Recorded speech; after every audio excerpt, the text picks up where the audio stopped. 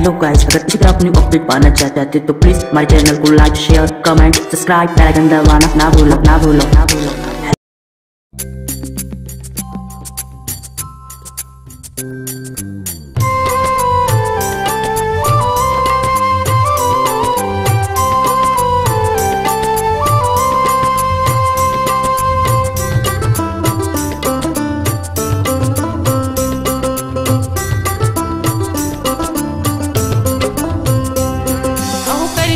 के दुख दूर हो बागंबर वाले, कहो कर दुखिया के दुख दूर हो बागंबर वाले, बागंबर वाले, पीतांबर वाले, बागंबर वाले, पीतांबर वाले, कहो कर दुखिया के दुख दूर हो बागंबर वाले, कहो कर दुखिया के दुख दूर हो बागंबर वाले।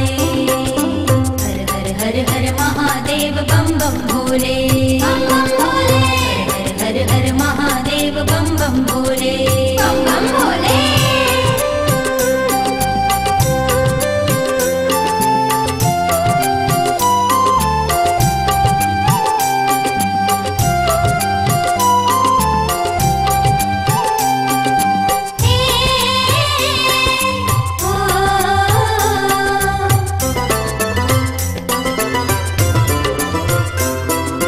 हरियर बेल पान चंदन हो,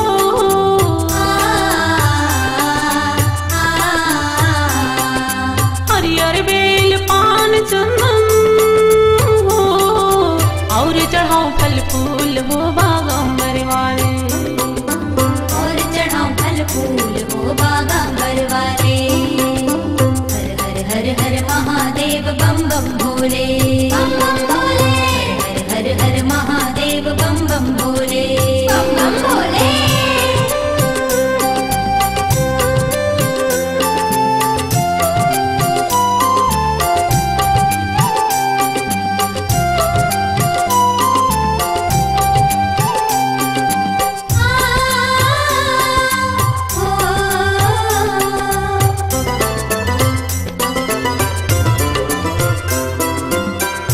कलसा गंगा जल पानी हो,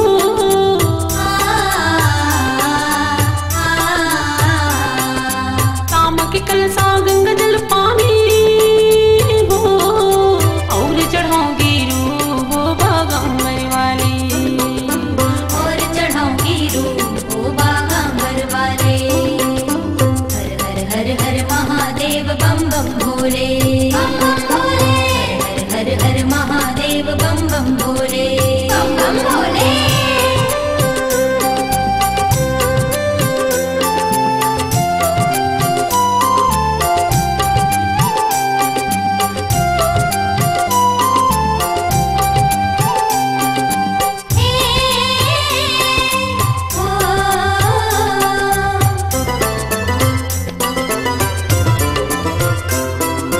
कंचन थाल कपूर ले बाती हो,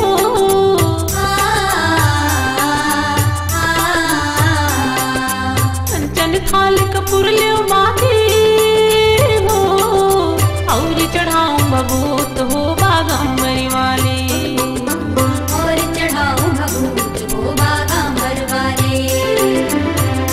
हर हर हर महादेव बम बम भोले, बम बम भोले, हर हर महादेव बम बम भोले, बम भोले। कहो कर दुखिया के दुख दूर हो बागंबर वाले, कहो कर दुखिया के दुख दूर हो बागंबर वाले, बागंबर वाले, पीतांबर वाले, बागंबर वाले, पीतांबर वाले।